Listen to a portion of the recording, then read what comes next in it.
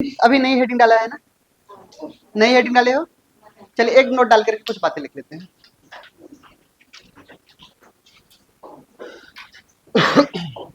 चलिए, ये तो पहला केस था हमारे पास, क्या पहला केस क्या था, रास मैकेनिज्म का। क्लियर। जब हमारे पास केस नंबर सेकंड, यहां से क्वेश्चन उठने के चांसेस है, ध्यान सुनेंगे।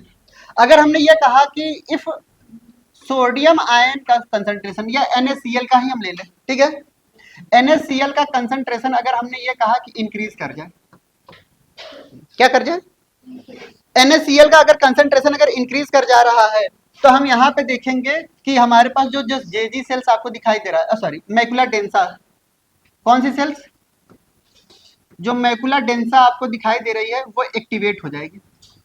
मैकुला डेंसा क्या हो जाएगी बताइए, एक्टिवेट हो जाती है।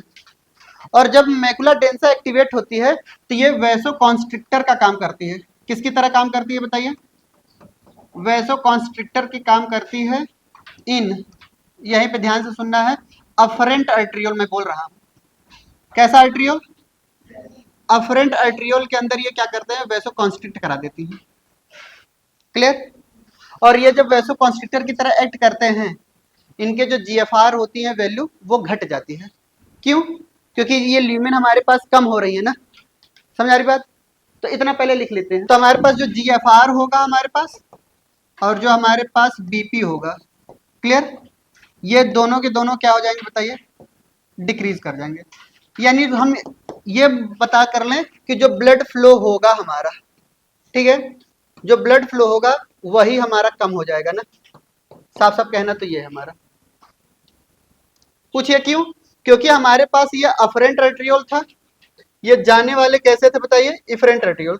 जब इनका ही ल्यूमेन अगर पतला हो गया, ठीक है, इनका ही ल्यूमेन अगर पतला हो गया, तो क्या ब्लड प्रेशर घट नहीं जाएगा, स्लो रेट से। यही बातें हम बताने की कोशिश कर रहे थे कि अगर यहाँ पर ल्यूमेन अगर बड़ा है, यहाँ पे छोटा, तो फिल्टर हो जाएंगे।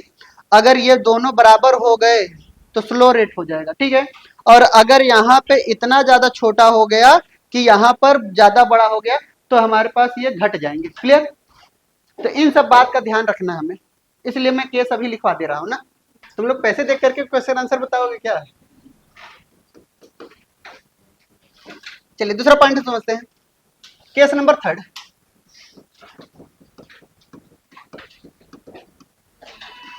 हमने कहा कि इफ NaCl का जो कंसंट्रेशन है, अब यहाँ पे मैंने क्या कर दिया, घटा दिया, ठीक है।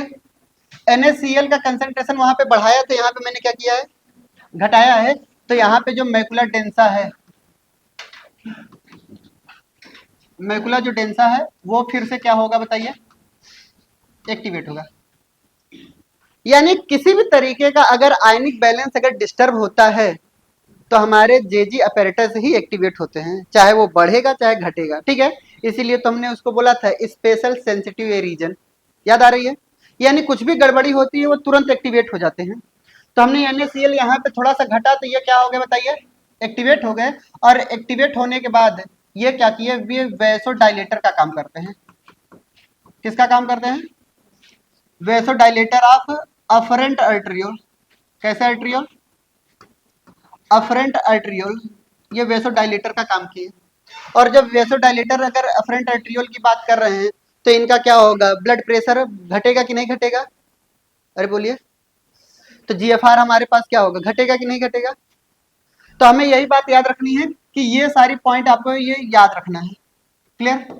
अब बात आती है कि यहाँ पर दो काम और होते हैं, ठीक है। ये वैसो डायलेटर का तो काम कर ही रहे हैं, यहाँ पर एक काम और है।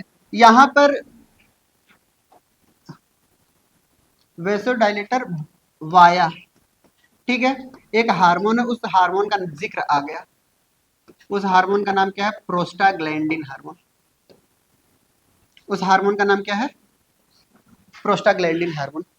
और प्रोस्टाग्लैंडिन हार्मोन दो काम करता है, प्रोस्टाग्लैंडिन हार्मोन हमारा दो काम करता है। क्लियर।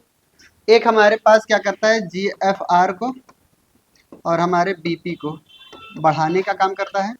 किसका काम करता है, बढ़ाने का काम करता है।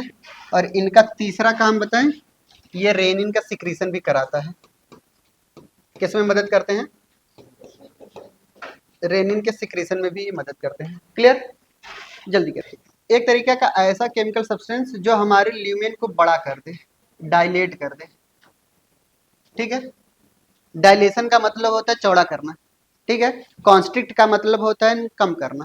ठीक है, अब सही से एक सुंदर हेडिंग डालते हैं, यूरिन फॉर्मेशन। नेक्स्ट हेडिंग हमारे पास यूरिन फॉर्मेशन। नहीं लिख पाए थे क्या? पीछे लिख लिया था? चलिए,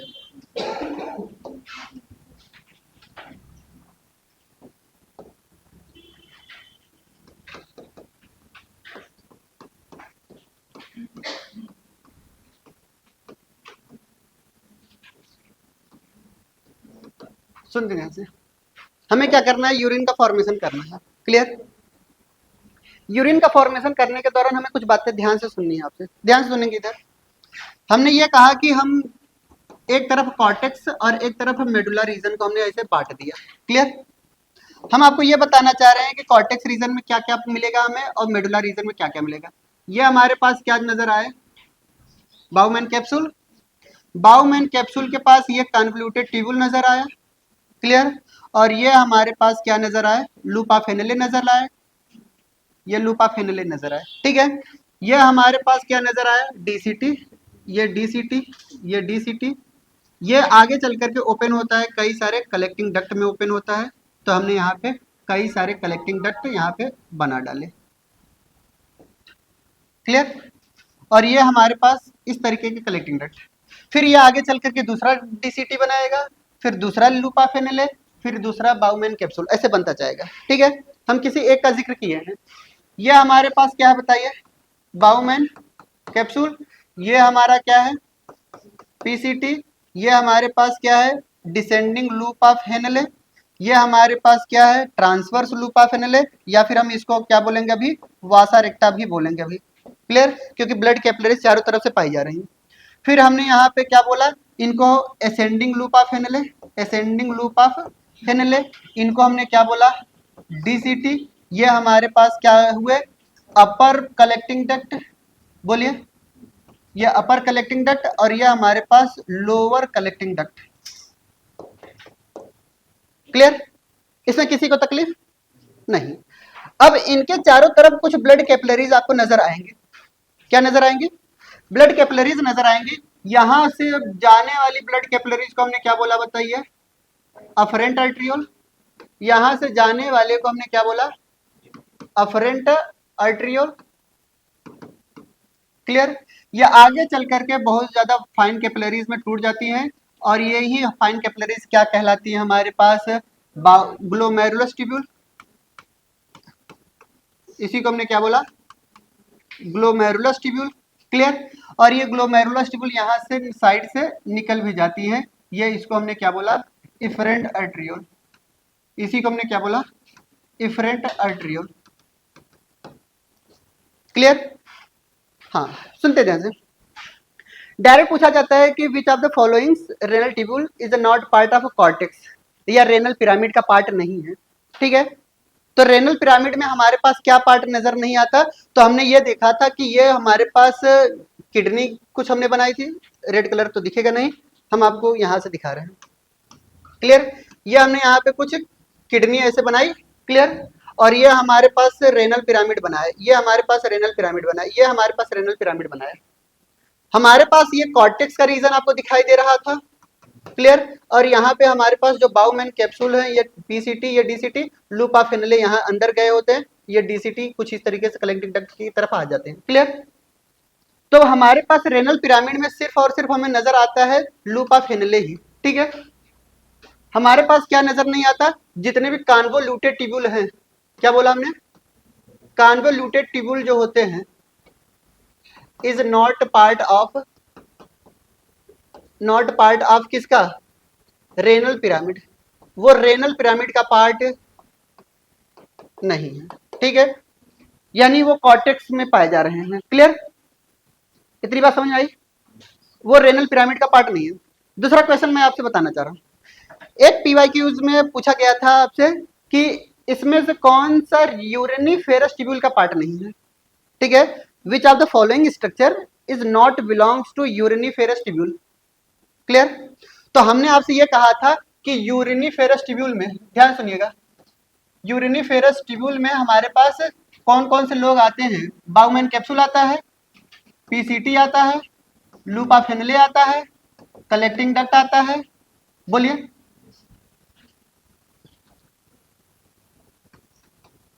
डीसीटी और लूप ऑफ कलेक्टिंग डक्ट ना, PCT, DCT, loop of Henley, collecting duct, clear, ये सब आते हैं। यानी ये हमारे पास यूरिनरी फेरस ट्यूब्यूल।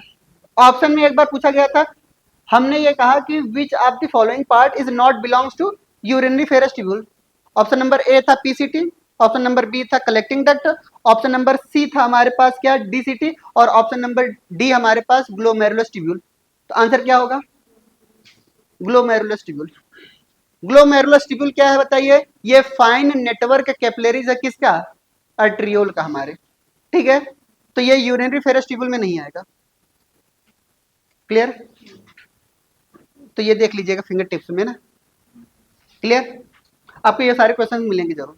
तो अभी क्वेश्चन से लिख लेते हैं क्या, चलिए तुरंत लिख लेते हैं। अभी बनाएंगे ना इसको अच्छे से, लिखेंगे। Which are the following structure, which are the following structure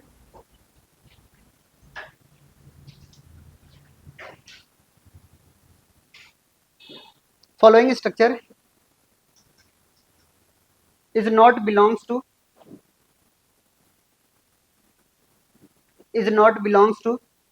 uriniferous tubule, uriniferous tubule,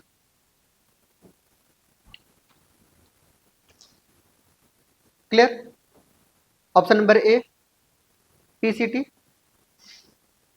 option number B loop of Henle, loop of Henle, option number C glomerulus, option number D DCT. PCT, loop of Henle, glomerulus, DCT. Answer क्या होगा, glomerulus, clear. Answer क्या होगा, glomerulus, ठीक है। चलिए दूसरा question लिखेंगे।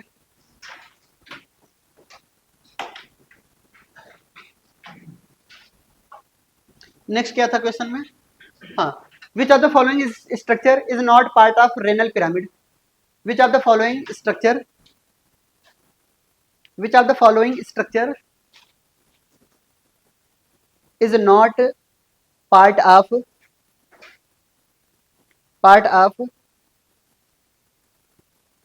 Renal pyramid. हाँ, ये क्वेश्चन लिखवाया है क्या, लिखवा दिया था क्या,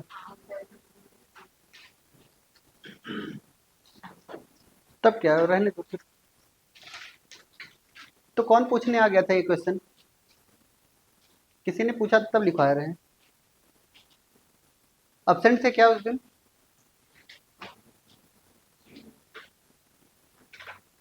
चलिए ठीक है।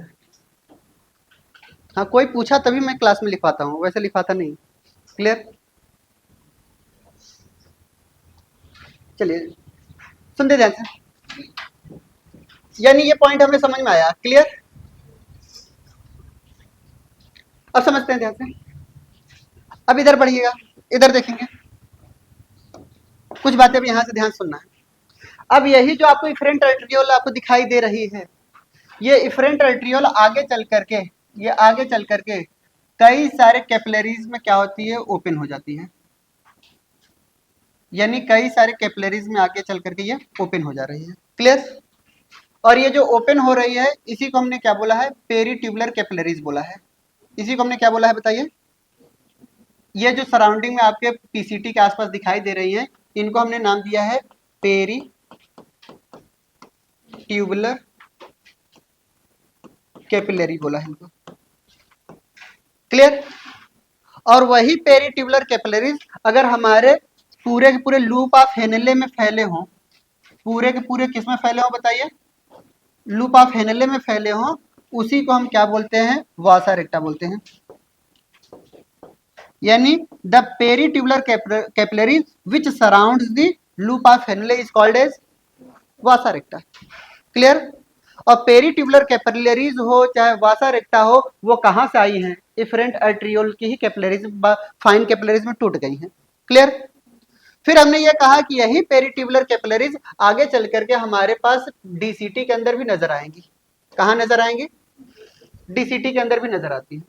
क्लियर। सिर्फ और सिर्फ नाम बदलता है, पेरीट्यूबुलर कैपिलरीज हमारे पीसीटी में और डीसीटी में पाई जाती हैं, और यही अगर लूप ऑफ हेनले के सराउंडिंग में चली जाएंगी तो उसी का नाम बदल करके क्या हो जाएगा, वासा रेक्टा हो जाएगा। क्लियर।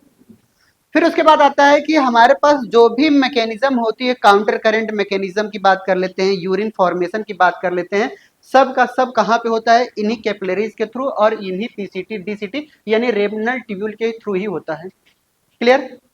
तो यानी हम यूरिन फॉर्मेशन में हमारे पास पेरीट्यूबुलर कैपिलरीज यानी जितने भी कैपिलरीज हैं वो मदद करते हैं, और हमारे रेनल ट्यूब्यूल के बीच में ही सभी आयंस का आदान प्रदान होता है, और उसी से हमारे पास यूरिन बनते हैं।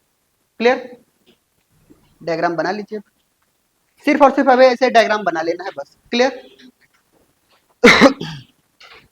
एनसीईआरटी की वो लाइन भी हम कंप्लीट कर देंगे। लाइए, वो कोई बोल रहा था अभी कुछ, नहीं सुनिए ध्यान से, यहाँ पे एक लाइन लिखी गई एनसीईआरटी को यूरिन फॉर्मेशन के जस्ट ऊपर वाला पैराग्राफ देखिएगा, पेज नंबर 208। ठीक है, 208। और अगर आपकी पुरानी एनसीईआरटी होगी, ठीक है, अरे कहाँ जाएगी, 294 के आसपास, और जाइए, बस बस। क्लियर। तो 293 पे हमारे पास जहां दिया गया है, क्लियर, यूरिन फॉर्मेशन, उसके ऊपर देखिएगा। क्लियर। लिखा है कि यहाँ पे the efferent arteriole emerging from glomerulus, ठीक है, forms a fine capillaries network around the renal tubule called as peritubular capillaries. यानी यही इफरेंट आर्टरियोल आगे चल करके क्या होती है, इन्हीं के सराउंडिंग में बना लेती है। ठीक है, इनका नाम क्या दिया हमने, पेरीट्यूबुलर कैपिलरीज नाम दिया। फिर कह रहा है कि a minute vessels of this network, यानी यही माइन्यूट वेसल्स है इसी नेटवर्क की, ये रन करती है किसके, parallel to the loop of Henle, और एक यू शेप्ड स्ट्रक्चर बना रही है, एक यू शेप्ड स्ट्रक्चर बना रही है, और उसी का नाम क्या रखा हमने, वासा रेक्टा। क्लियर। फिर उसके बाद लिखा है कि वासा रेक्टा इज एब्सेंट या highly reduced in cortical nephron. तो कॉर्टिकल नेफ्रॉन में हमने बताया ही तो था, वासा रेक्टा रिड्यूस्ड होता है। समझ आई आ गई बात, बस खत्म, और क्या।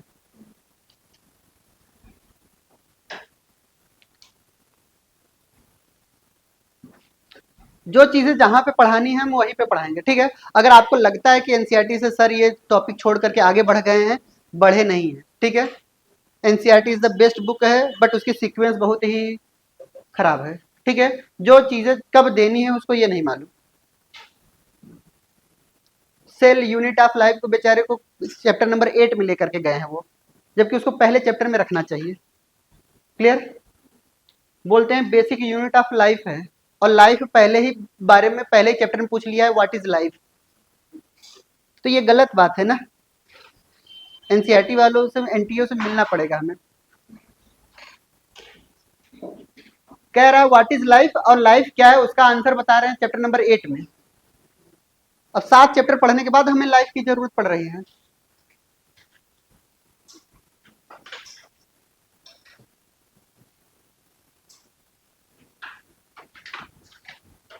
दो तीन चीजें ऐड करना है बायोलॉजी में, डाइजेशन और एब्जॉर्प्शन डिलीट कर दिया, पता नहीं क्या सोच करके। कोई मरी जाएगा उसको पेट नहीं खराब होगा।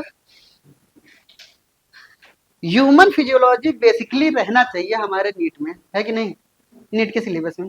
प्लांट फिजियोलॉजी से थोड़ा बहुत हट जाए चले, ठीक है, बट ह्यूमन फिजियोलॉजी तो हमारे टॉपिक में रहना ही चाहिए, बल्कि 2-4 चीजें और ऐड करनी चाहिए।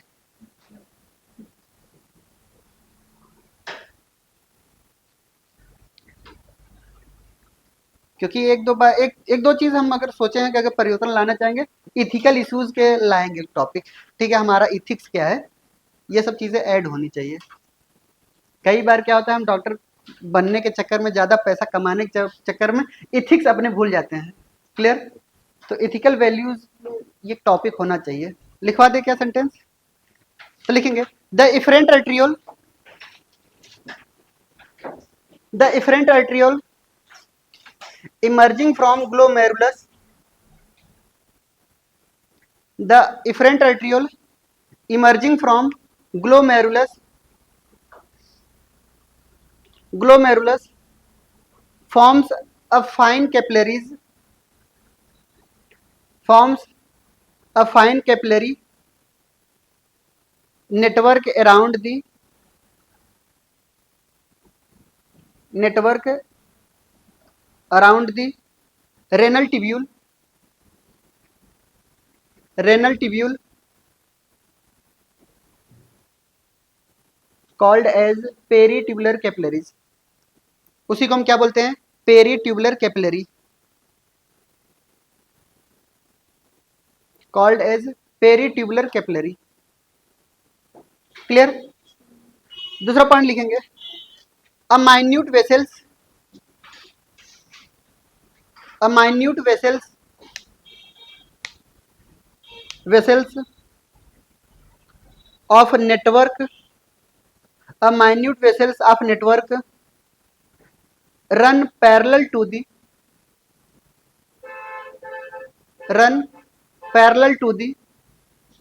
loop of Henle, parallel to the loop of Henle called as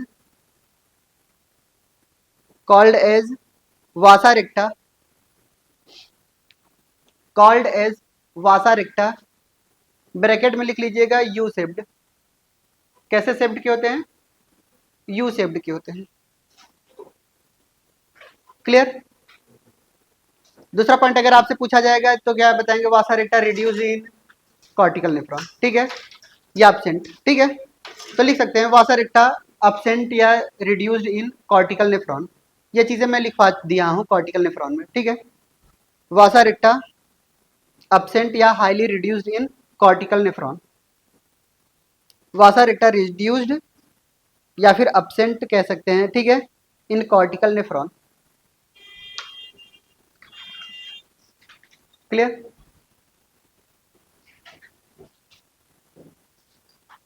समझ आ गई बात? चलिए, इतनी बातें हो गई थी। क्लियर? अब एक एक के बारे में हमें समझना है। क्लियर? देखते ध्यान से। अब हमारे पास क्या आता है कि यूरिन फॉर्मेशन के बारे में ध्यान से सुनना है हमें।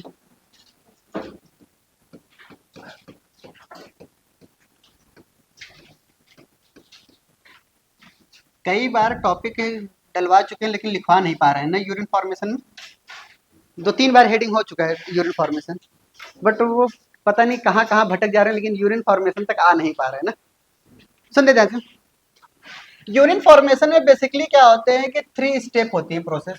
कितने स्टेप प्रोसेस है बताइए हमारे पास? 3 स्टेप प्रोसेसेस हमें उससे गुजरना पड़ता है। सबसे पहला हमारे पास प्रोसेस का नाम होता है, ठीक है, सबसे पहला क्या है बताइए? अल्ट्राफिल्ट्रेशन है। सबसे पहला प्रोसेस का नाम क्या है? अल्ट्राफिल्ट्रेशन।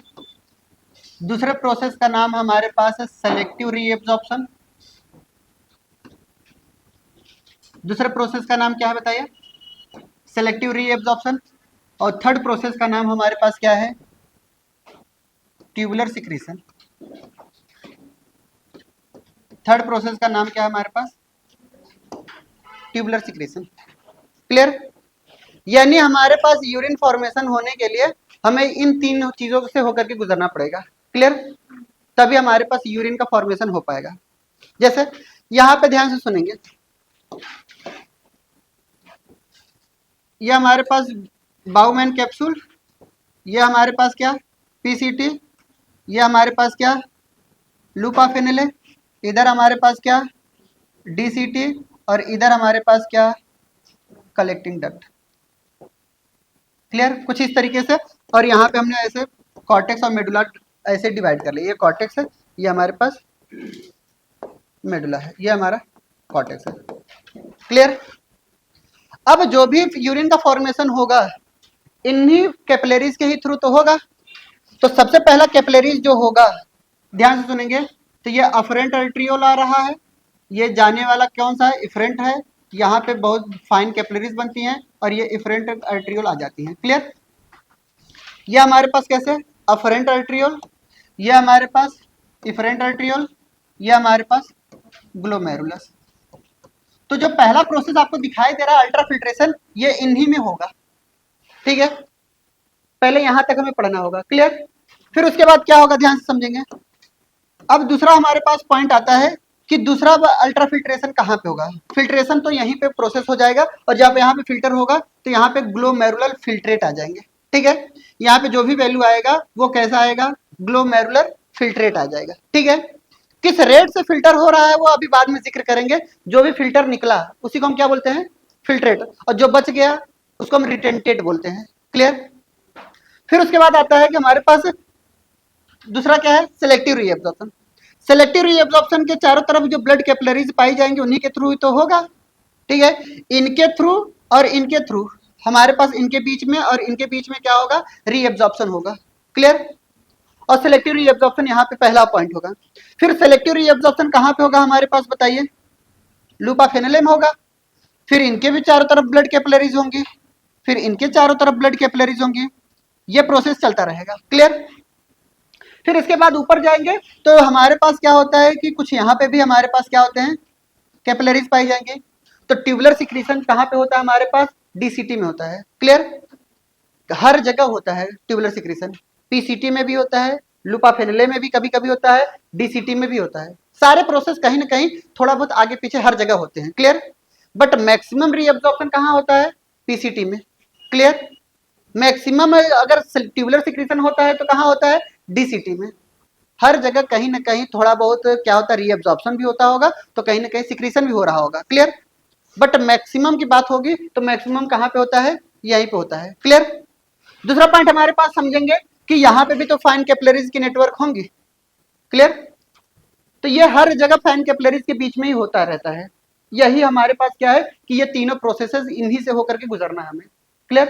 तो सबसे पहली हेडिंग क्या होगी हमारी, अल्ट्राफिल्ट्रेशन। क्लियर? तो सबसे पहली हेडिंग होगी हमारे पास अल्ट्राफिल्ट्रेशन।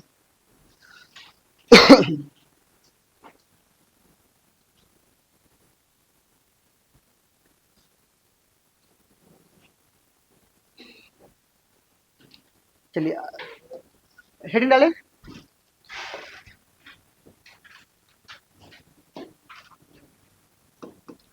तो सबसे पहला प्रोसेस है हमारे पास अल्ट्रा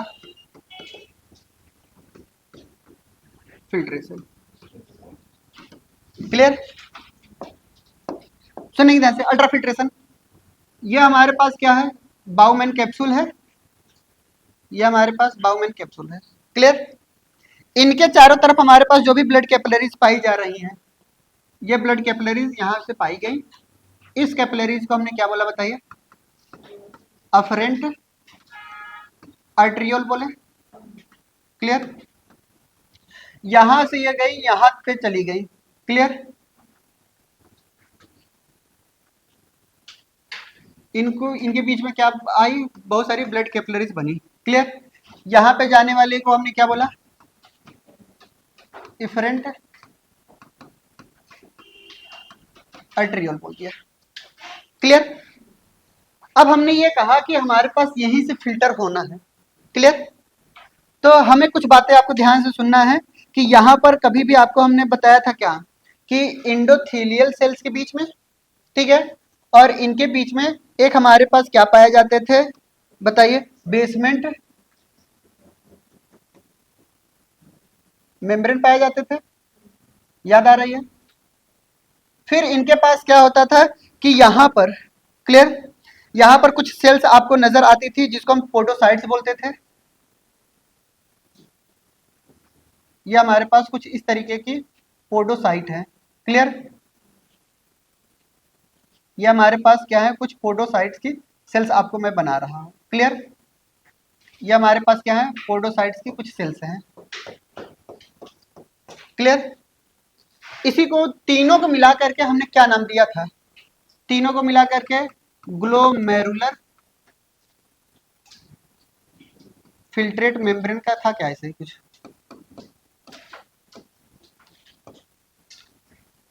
ग्लोमेरुलर कैप्सुलर मेम्ब्रेन थी। कैसी मेम्ब्रेन थी? कैप्सुलर मेम्ब्रेन थी। याद आ रही है? क्लियर? अब सुनिए, ऊपर की तरफ से हमारे पास क्या आ रहे हैं? इंडोथीलियम लेयर आ रही है, और इंडोथीलियम के बीच में, लेयर के बीच में क्या होता है? गैप होता है। तो इसको हमने क्या बोल दिया? इंडोथीलियल सेल्स बोल दिया। हमने आपसे वादा किया था इसके बारे में अच्छे से बताएंगे ना, तो ये इंडोथीलियम हो गई। क्लियर? फिर उसके बाद हमारे पास कैसे सेल्स आए?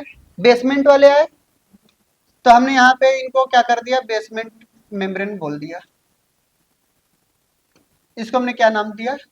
बेसमेंट मेम्ब्रेन बोल दिया। क्लियर? इसके बाद इनके पास क्या पाई जाती है? पोडोसाइट की सेल्स पाई जाती है। ठीक है, तो इनके पास पोडोसाइट की सेल्स कुछ इस तरीके से होती हैं। इनके पास पोडोसाइट की सेल्स कुछ इस तरीके से होती हैं।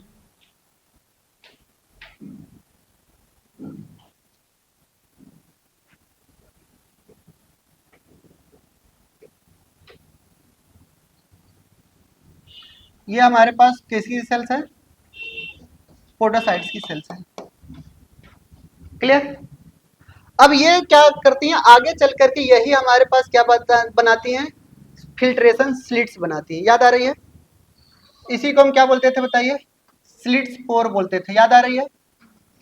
या इसी को हम फिल्ट्रेशन पोर बोलते थे। यही तीनों लोग मिलकर के हमारे पास क्या बनाती हैं? ग्लोमेरुलर कैप्सुलर मेम्ब्रेन बनाती हैं। ठीक है, किसी भी न्यूट्रिएंट का, किसी भी मटेरियल का जो भी हमारे पास ट्रांसफर होता है, इन्हीं के थ्रू होता है। याद आ रही है? फिर उसके बाद हमने ये कहा सीक्वेंस में ही बनाया है हमने। क्लियर? अब आगे की तरफ बढ़ते हैं, तो इनके पास क्या पाई जाती है? ब्लड पाई जा रही है। ठीक है, ब्लड के अंदर हम एक सिंपल से एग्जांपल बता रहे हैं, बहुत इजी एग्जांपल। जब भी आप चाय बनाते हो, चाय बनाते हो? हाँ बोल दो। हाँ, हमें पता है तुम लोग ग्रीन टी पीते होगे ना, लंदन से आए हो ना। क्लियर? हाँ, सुनते ध्यान से। चाय हमने मान चलते बनाया। क्लियर? चाय में हमने क्या क्या किया? चीनी, चाय पत्ती, बहुत गरीब है बस इतना ही। ठीक है, चीनी, चाय पत्ती और दूध। ये इलायची और ये सब चीजें, अलग अलग चीजें नहीं डालना है। ठीक है, गरीबी वाली बातें बता रहे हैं। तो यानी हमने चाय बनाया, चाय बनाने के बाद हमने क्या किया कि उसको, चाय पत्ती को छन्नी में छानने लगे। ठीक है, फिल्टर करने लगे। तो छन्नी में जब हम छानने लगते हैं, तो हमारे पास चाय भी गिरती है, चाय पत्ती भी गिरती है। ठीक है, सारी चीज एक साथ गिर रही है। आप कभी भी नोटिस किए हैं क्या कि चाय पत्ती में अगर छन्नी में देखेंगे, लगातार अगर चाय डाल रहे हैं, तो ये चाय पत्ती के ऊपर भी हमारे पास फ्लूइड जमने लगते हैं, चाय छन्नी भर जाती है। हमारे पास क्या है कि फिल्टर क्या होता है कि जब हमने चाय पत्ती डाल रहे हैं, पूरा एक साथ चाय डाल रहे हैं, तो जो फिल्टर हो रहा है वो वही है जो हमारे पास उस स्लिट से क्रॉस कर जा रहा है, तभी ना। जो क्रॉस कर गया उसी के थ्रू ये बाहर आएंगे। क्लियर? अगर नहीं क्रॉस कर पाएगा, तो जैसे चाय पत्ती नहीं क्रॉस कर पाई, अब यही क्या करती है? निगेटिव प्रेशर मारती है ऊपर की तरफ। ठीक है, और निगेटिव की तरफ ऊपर प्रेशर मारेगी, तो जाहिर सी बात है वो चाय को पूरी तरीके से अंदर नहीं जाने देगी। ठीक है, और कभी कभी प्रेशर तो हमारा चाय की छन्नी भी डालता है ना, प्रेशर। यानी अगर हम सादा पानी को चाय छन्नी से डालेंगे, तो पानी तो सिर्फ साफ साफ गिर जाएगा। ठीक है, बट उनके अंदर का, चाय के अंदर का जो मटेरियल होता है, वो उसका खुद का अपोज करता है। ठीक है, तो जितना फिल्टर होना चाहिए हमें, उस तरीके से फिल्ट्रेट नहीं हो पाता है। क्लियर? तो हमें वही बात याद रखनी है कि यहाँ पर तीन चीजें पाई जाती हैं। इनके अंदर कुछ मटेरियल पाए जाते हैं। क्लियर? जिसको हम बोलते हैं जीएचएफ। इनको हम क्या बोलते हैं? जीएचएफ। इसका फुल फॉर्म है ग्लोमेरुलर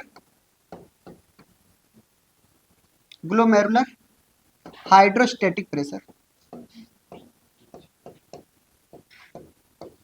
इसको हम क्या बोलते हैं? ठीक है, फिर उसके बाद आता है कि इनके अंदर जो चाय पत्ती है। क्लियर? तो इनके अंदर हमने क्या कहा कि इनके अंदर एक और पाई जाती है, ये चाय पत्ती डाल दिया हमने। क्लियर? इसको हम बोलते हैं ब्लड कोलॉइडल ऑस्मोटिक प्रेशर। कौन कौन से प्रेशर? एक हमारे पास याद रखना है, कौन कौन से? एक चीनी चाय पत्ती नहीं बोलना है, क्लियर? एक ब्लड के अंदर वहां की जो लिक्विड पार्ट होती है उसको हमने क्या बोला बताइए? उसको क्या बोला? Glomerular hydrostatic pressure, clear? फिर इन्हीं के अंदर क्या पाया गया हमारे पास? उनका अपोज करने के लिए जो चाय पत्ती दिखाई दी उसको हमने क्या बोला था बताइए? ब्लड कोलॉइडल ऑस्मोटिक प्रेशर, ठीक है? अब हमारे पास उनके अंदर का जो मटेरियल, ये पोडोसाइट की सेल्स अपोजिट डायरेक्शन में भी तो एक प्रेशर लगाएगी, क्लियर? इनको हम बोलते हैं कोलॉइडल हाइड्रोस्टेटिक प्रेशर। इनको हम क्या बोलते हैं? कोलॉइडल हाइड्रोस्टेटिक स्टैटिक प्रेशर, ठीक है? इनको हम BCOP लिखते हैं, क्लियर? इनको हम क्या लिखते हैं? GHP तो लिख ही रहे हैं, ठीक है? और इनको हम क्या लिखेंगे? CHP, clear? कितने लोग अपोज कर रहे हैं? 2 लोग। ये निगेटिव, ये भी कैसे, बट ये कैसे पॉजिटिव, ठीक है? ये अलाउ कर रहे हैं, क्लियर? तो हमारे पास जो नेट फिल्ट्रेशन प्रेशर होता है, क्या बोला हमने? नेट फिल्ट्रेशन जो प्रेशर होता है, क्लियर? वो क्या होता है? GHP होता है, प्लस में कौन कौन से? GHP माइनस कौन कौन से? BCOP प्लस कौन सा? CHP, ठीक है? यही हमारा क्या निकल के आता है? NFP निकल करके आता है, क्लियर? सबकी अब एक एक वैल्यू लिखा देंगे, अपने आप समझ में आ जाएगा। जल्दी करिएगा।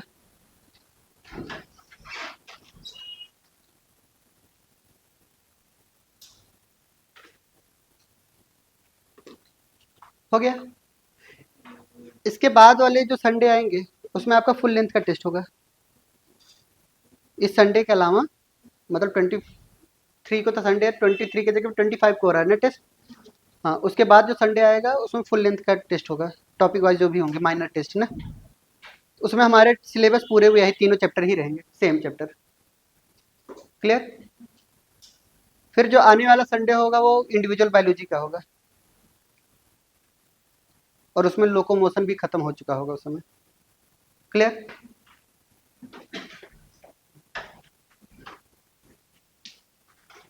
शायद आने वाला चैप्टर कौन सा है? लोकोमोशन एंड मूवमेंट है ना? हाँ, तो वो चैप्टर उस समय खत्म हो चुका होगा।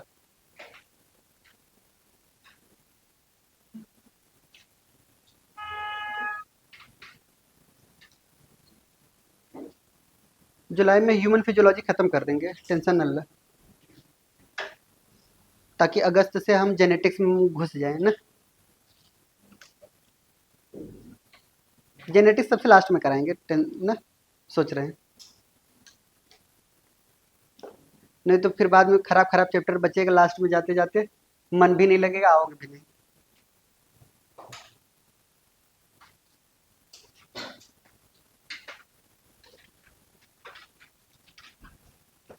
हो गया? चलिए सुन ध्यान से। सबसे पहला आप लिखते हैं GHP क्या है, ठीक है? सबके बारे में एक एक पॉइंट लिखाएंगे। ये चीनी चाय पत्ती वाला खेल तुम लोग भूल जाओगे, क्लियर? चीनी चाय पत्ती तो पूछे नहीं जाएंगे आपसे, आपसे डायरेक्ट वो वैल्यू पूछा जाएगा और वो है क्या वो बताया जाएगा, क्लियर? चलिए सुन ध्यान से, GHP के बारे में लिखेंगे। तुम डेली आया करो, एब्सेंट फिर हो गए, हो जाती हो।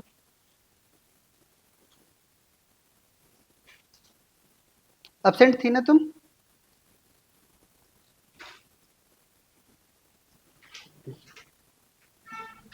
जो नजर के सामने डेली रह रहे हैं वो तो डेली आया करें, क्लियर?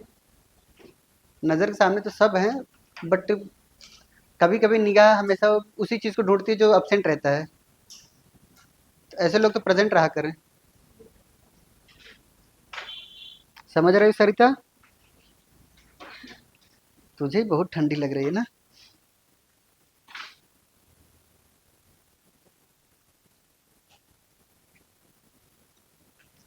हो गया,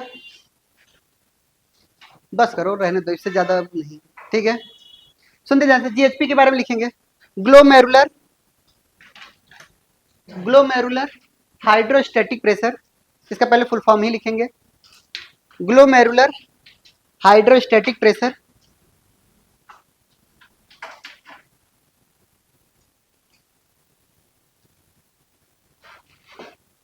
ठीक है, जीएचपी क्या है? प्रेशर ऑफ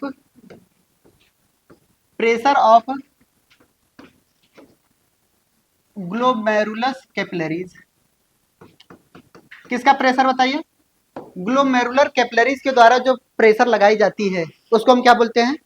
जीएचपी बोलते हैं। ठीक है, और ये हमेशा अलाउ करता है फिल्ट्रेट को। ये हमेशा क्या करता है बताइए? अलाउ करता है किसको? फिल्ट्रेशन को। फिल्ट्रेशन को कौन अलाउ करता है बताइए? जीएचपी अलाउ करता है।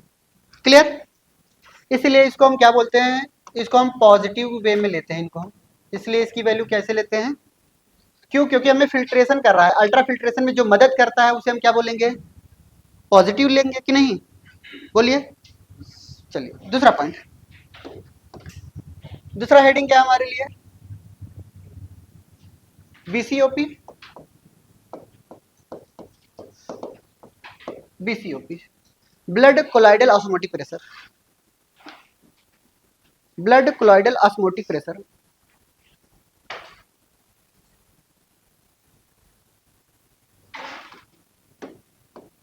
इनमें लिखेंगे प्रेशर ऑफ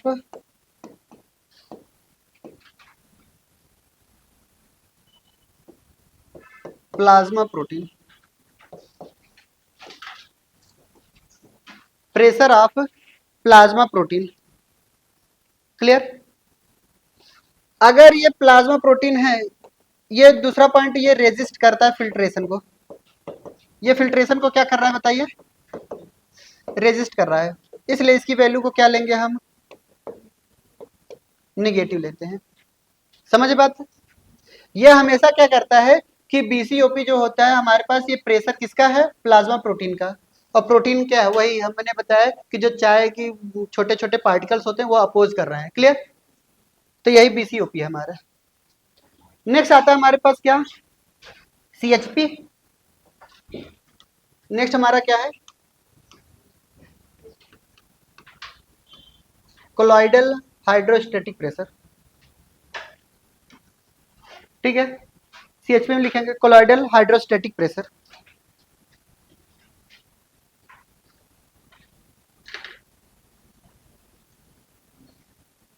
क्लियर? ये लिखेंगे pressure of fluid of glomerulus. ये भी क्या करता है? रेजिस्ट कर रहा है फिल्ट्रेशन को। ये भी फिल्ट्रेशन को क्या कर रहा है बताइए? रेजिस्ट कर रहा है। तो इसकी वैल्यू को क्या लेंगे? हमेशा हम पॉइंट लिख लेंगे।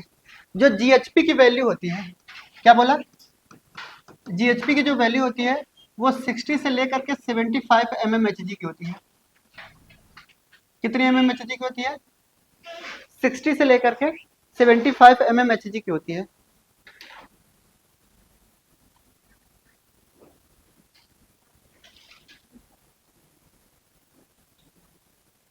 क्लियर? अब हमारे पास दूसरा वैल्यू किसकी है बताइए? बीसीओपी की। तो बीसीओपी की जो वैल्यू होती है 30 से लेकर के 35 mmHg की होती है। और सीएचपी की जो वैल्यू होती है वो 10 टू लेकर के 15 mmHg की होती है। कोई वैल्यू आगे पीछे हो सकती है। ठीक है, जैसे कई जगह पे इसको क्या लिखे हैं कि 30 से लेकर के 32 mmHg इसको कर दिए हैं। क्लियर? किसका? 30 से लेकर के 32 mmHg किसको लिखे हैं? बीसीओपी को। और सीएचपी की जो वैल्यू को लिखे हैं वो 10 टू 18 mmHg लिख दिए हैं। क्लियर? तो ये वैल्यू एलन का है। ठीक है, 32 उन्होंने ले लिया था, उसका हम बता दे रहे हैं।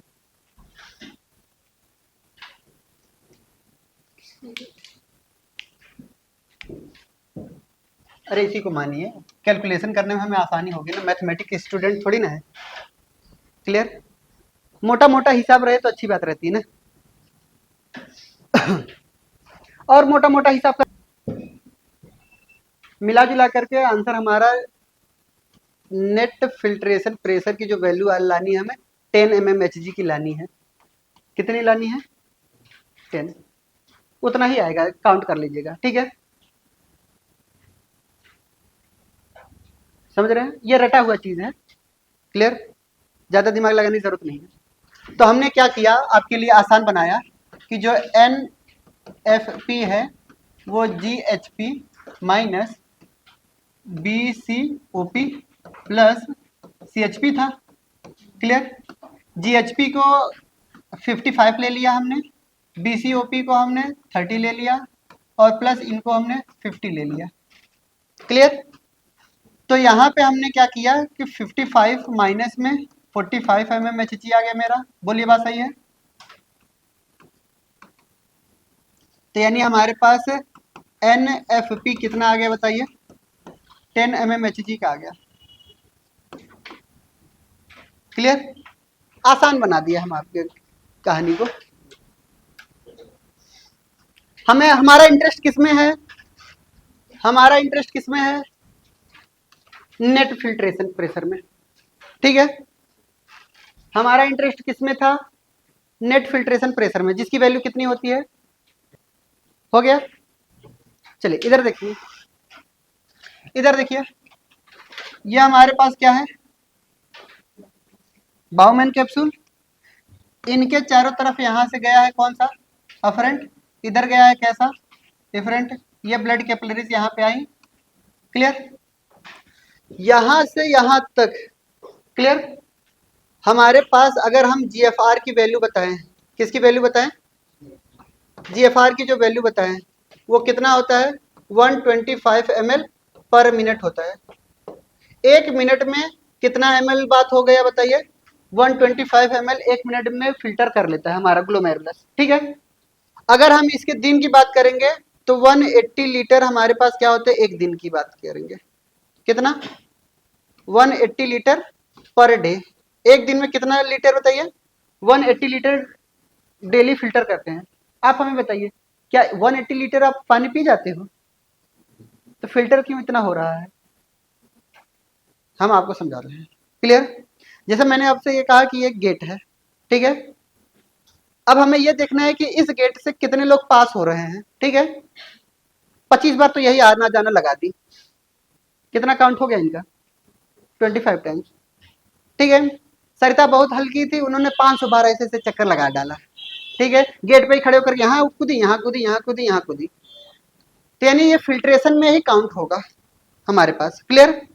यानी कई सारी चीजें क्या होती है? रीएब्जॉर्ब होती हैं, फिर से फिल्टर होती है, रीएब्जॉर्ब होती है, फिर से फिल्टर होती हैं। क्लियर? तो ये कई सारे प्रोसेस चलते रहते हैं हमारे आसपास। क्लियर? ये किस बात पे डिपेंड करता है? प्रेशर ग्रेडियंट पे डिपेंड करता है। क्लियर? इनके एक कदम यहाँ आने से यहाँ का प्रेशर कम हो गया, ज्यादा हो गया। इनको लगा कि यहाँ पे भारी हो गया, यहाँ खुदाई। ठीक है, यहाँ पे कूदने के बाद फिर लगा कि यहाँ पे भारी हो जा रहा है, फिर ये लगातार इधर उधर भटकते रहते हैं ऐसे लोग। क्लियर? तो ये फिल्ट्रेशन प्रेशर ही जो बताया जा रहा है, ये 180 लीटर कैसे आया है? कई चीजें कई बार फिल्ट्रेट हो रही है, आना जाना। क्लियर? ठीक है, दूसरा पॉइंट आता है हमारे पास, ये जितने भी पॉइंट हमने आपके बताए ये 180 लीटर पर डे की बात हो रही है। क्लियर? अब हम आपको समझा रहे हैं, कुछ पॉइंट आपको याद रखने हैं, ध्यान समझेंगे।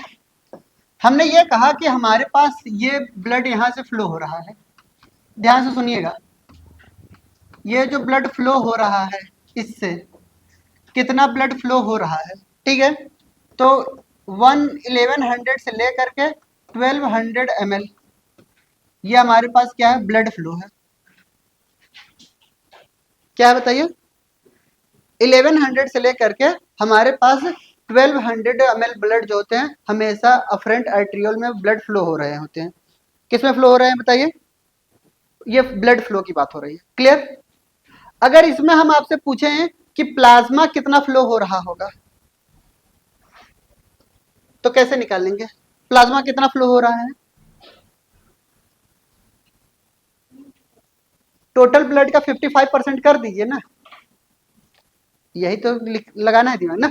तो यानी हमने ये कहा कि अगर मैं आपसे पूछूं प्लाज्मा फ्लो बताइए हमें, तो सबसे पहले आपका ख्याल कहाँ जाएगा बताइए? 55% ऑफ टोटल ब्लड, यानी टोटल ब्लड का 55% हमारा क्या है? Plasma flow. अगर हम इनका क्या करेंगे, 1100 का 55% निकालेंगे, ठीक है, तो कितना आएगा? क्लियर? तो निकाल करके देखेंगे तो लगभग लगभग क्या होगा, 650 ml आएगा। कितना आएगा? 650 ml आएगा। क्लियर? ये हमारे पास क्या है? प्लाज्मा फ्लो हो गया। क्लियर? जल्दी करिए।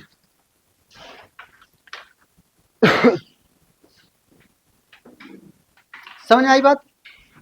हाँ। अब मैक्सिमम क्या हो रहा है, ये जो जीएफआर की बात कर रहे हैं हम लोग, क्लियर, यानी 180 लीटर पर डे की जो बात की जा रही है आपसे, क्लियर, 99% जो होते हैं, क्या बोला हमने, 99% जो होते हैं वो रीएब्जॉर्ब्ड हो जाते हैं। क्या होते हैं बताइए?